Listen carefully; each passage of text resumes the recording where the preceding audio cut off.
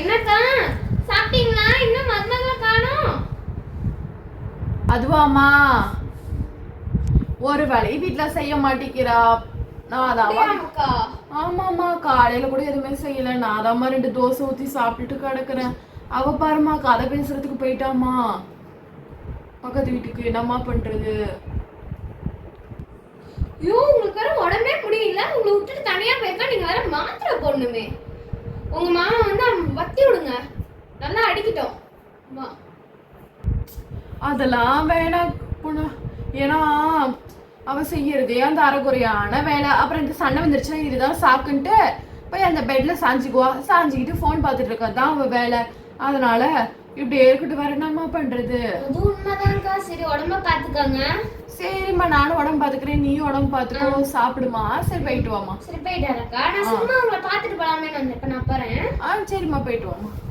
அத்தை அத்தை என்னத்தே இப்போதான் அந்த அக்கா வந்துட்டு போகுது. ஏற்று விட்டாக்கா பேசிக்கிட்டு இருந்தெல்லாம் கேட்டுக்கிட்டு தான் இருந்தேன். என்ன காலையில் தின்னது பூரி, அவங்கள்ட்ட சொல்கிறது தோசை, சுட்டது பூரி நான், தோசை நீங்கள் ஊற்றுனேன்னு கதை விட்றீங்க. என்னத்தே ரீல்லாம் அந்து போச்சு, ஒரேடியாக கதை சொல்லிகிட்டு இருக்கிறீங்க.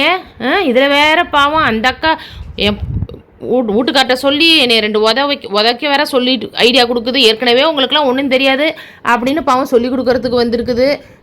என்ன தின்னதெல்லாம் ஜீரணம் ஆகலையா உங்களுக்கு? ஜீரணம் ஆகலைன்னா எந்திரிச்சு 4 நடம் நடக்க வேண்டியதானே? இல்லைன்னா வீடு வசலாச்சும் கூட்டி தொடங்க. இனிமேல் உங்களுக்கு ஏதாச்சும் 2 வேலை வச்சாதான் நீங்கள் வந்து இந்த மாதிரி குறை பேசுகிறதெல்லாம் விடுவீங்க. சும்மாவே உட்கார வச்சு உங்களுக்கு நல்லா ஆக்கி போடுறேன்ல, தின்னுட்டு கொளுத்து போய் கிடக்குறீங்க.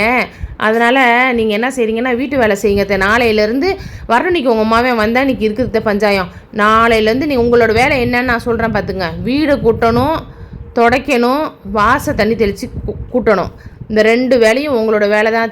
புரியுதா? நீ மாமியாரா நான் மாமியாரான்னு தான் தெரியல. அத்தை ரொம்ப பேசிகிட்டு இருக்காதீங்க. ஏற்கனவே பேசுனதுக்கே பஞ்சாயம் இருக்குது. அதனால் கொஞ்சம் அப்படியே அடக்கி வாசிங்க. என்ன சமையல் வேலை போனால் போதுன்னு தின்னுப்ட்டு நீங்கள் எது வேணாலும் குறை பேசினாலும் பரவாயில்லன்னு ஆக்கி போடுறேன். ஆனால் இந்த 2 வேலையும் நாளைக்கு நீங்கள் செஞ்சால் தான் உங்களுக்கு காலையில் காஃபியே வரும். பார்த்துக்குங்க. இல்லைன்னா உங்களுக்கு காஃபி, டிஃபன், சாப்பாடு எல்லாமே கட்டு. புரியுதா? போதும் நிப்பாட்டுங்க. நாளையிலேருந்து நீங்கள் வந்து இந்த 2 வேலையும் செஞ்சால் தான் உங்களுக்கு எல்லாமே. நான் சொல்லிட்டேன், இதை மாற்றிலாம் ஒன்றும் இது பண்ண முடியாத. அதனால் கொஞ்சம் நீங்கள் இனிமேலே 2 வேலையும் செஞ்சு தான் ஆகணும். ஆமாம், நம்ம வந்து பக்கத்து வீட்டுக்காரி வேற வந்து நம்ம வாயை கிளறிட்டு போயிட்டா. இப்போ நம்ம தானே கஷ்டப்படணும். கிளறிட்டா இப்போ நம்ம தான் கஷ்டப்படணும். ஐயோ, நம்ம வாயை வச்சுட்டு நம்மளாவது சும்மா இருக்கணும். கேட்டாது கேட்டா சரியா அவன் சொல்லிட்டேன்னு ஏதாவது சொல்லியிருக்கலாம். நம்மளும் வேற பதிலுக்கு பதில் பேசிவிட்டோம். நம்ம தான் இப்போ வேலை செய்யணுமா? இதுதான் தவளை தான் வாயால கேடுங்கிறாங்களோ ஒரு வேலை.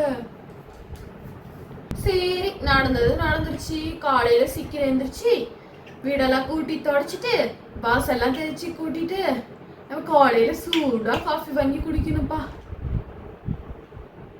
ஓகே ஃப்ரெண்ட்ஸ், மருமக வந்துட்டு வேலை செய்யறாங்கன்னா அதை செய்யலன்னு சொல்லி பொய் சொல்லாதீங்க. அவங்க செய்யற வேலைக்கு நீங்க பாராட்டலனாலும் பரவாயில்ல. தயவு செய்து இப்படி செய்யலன்னு சொல்லி அவங்கள வந்து ஹர்ட் பண்ணிடாதீங்க. அவங்கள மகாராணி மாதிரி வச்சு பாத்துக்கிறாங்க. பட் ஆனா அவங்கள நம்ம வேலையே செய்யலன்னு சொல்லி அக்கம் பக்கத்துல சொல்றோம் பாருங்க, பொறுமை பேசுறது. இது ரொம்ப தப்பான ஒரு விஷயம் ஃப்ரெண்ட்ஸ். ஓகே ஃப்ரெண்ட்ஸ், இந்த வீடியோ பிடிச்சிருந்தா லைக் பண்ணுங்க, ஷேர் பண்ணுங்க, கமெண்ட் பண்ணுங்க, மறக்காம சப்ஸ்கிரைப் பட்டனை கிளிக் பண்ணிக்கோங்க ஃப்ரெண்ட்ஸ். தேங்க்ஸ் ஃபார் வாட்சிங் திஸ் வீடியோ ஃப்ரெண்ட்ஸ். பாய்.